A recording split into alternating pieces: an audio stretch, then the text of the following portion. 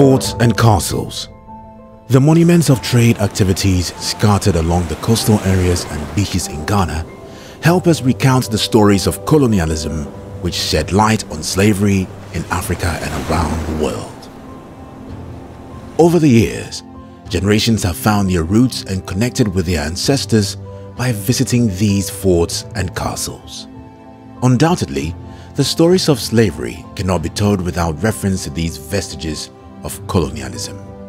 In this episode, the Aerial Ghana team shines the spotlight on these historic remnants which have now become popular tourist destinations and historic landmarks in our nation, Ghana. Initially built as a trading lodge, Fort Patience was situated between the kingdoms of Fanti and Aguna. The fort was constructed between the years 1697 and 1702 by the Dutch.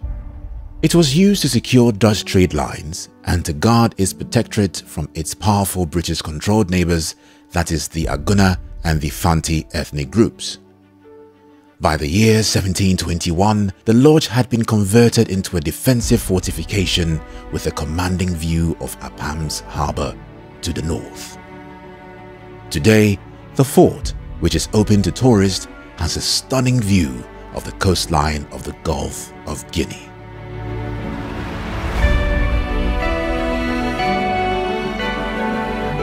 Osu, one of the 7 main Ga communities, is home to Fort Christianborg. Named after the Danish king Christian V in the 1660s, the fort has been occupied through the centuries by different colonial masters. Initially built to store goods such as gold and ivory, the castle evolved to be used to hold and dispatch enslaved people overseas during the Denmark-Norway control.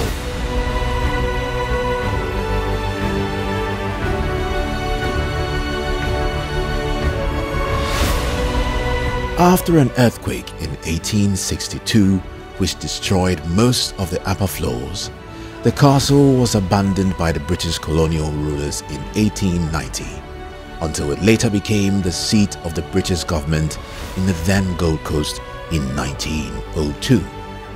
Until the construction of the Jubilee House, the Christianborg Castle in Osu also served as the seat of government and residence of Ghana's presidents, including Dr. Kwame Nkrumah.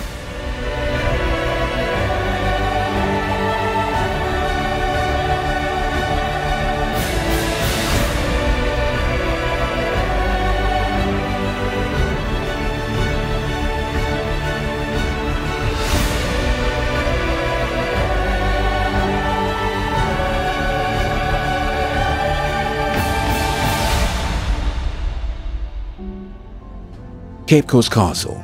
Originally named Cabo Corso, meaning Short Cape, the Cape Coast Castle, home to the famous Door of No Return, formerly served as a Portuguese post for trading in timber and gold. In this castle, Gold Coasters exchanged gold, timber and slaves for commodities such as rum, clothing, sugar and spices. During the era of slave trade, the underground dungeons in the castle were used to hold hundreds of slaves under harsh and not so hygienic conditions until they were shipped off to foreign lands to work in fields and plantations.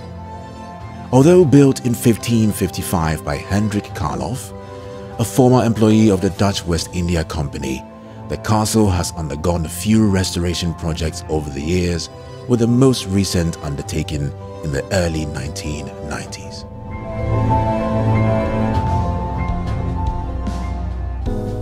This 540-year-old castle, previously named St. George of the Mine Castle, was built in 1482 and has undeniably earned its place as the first castle to be built on the Gulf of Guinea.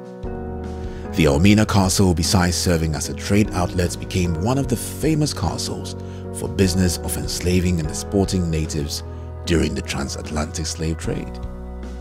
By the 17th century, most trade in West Africa concentrated on the sale of slaves. The castle therefore served as a depot where enslaved Africans were brought in from different kingdoms in West Africa, such as the Slave Coast, which is now called Benin. The Elmina Castle is preserved as a Ghanaian National Museum and has been designated as a World Heritage Monument under UNESCO in 1979. Today, many people of African descent in the diaspora travel to the Elmina Castle to connect with their historic roots and pay homage to their ancestors who were part of the slaves during the transatlantic slave trade.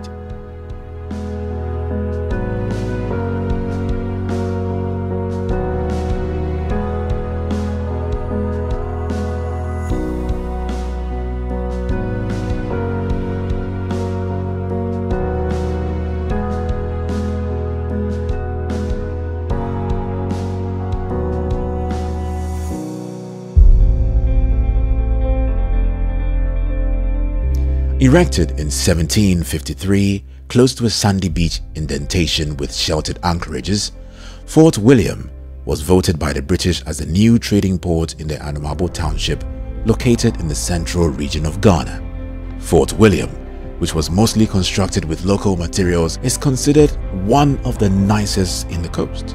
At a point in time, the fort became the center of British slave trade along the Gold Coast until the slave trade was outlawed in 1807. Today, the fort is open to tourists looking to visit and learn more about the stories behind the construction of this age-old structure, which has been in existence for close to 3 centuries.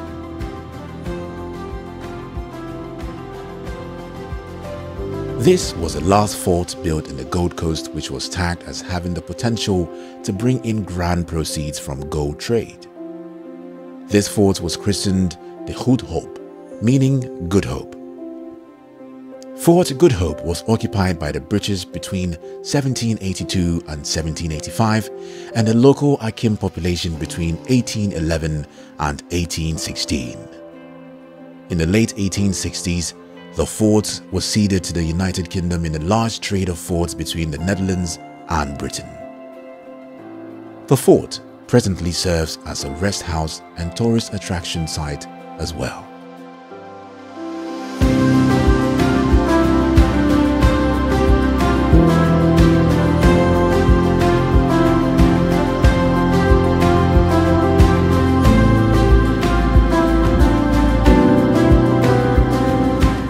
Fort James, located in Accra, Ghana, was built by the Royal African Company of England.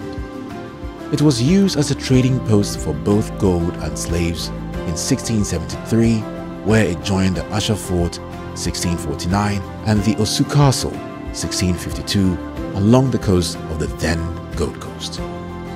Fort James, from the colonial era up to 2008, served as a prison. Ghana's first president, Dr. Kwame Nkrumah, was imprisoned here from 1950 to 1951 with common criminals.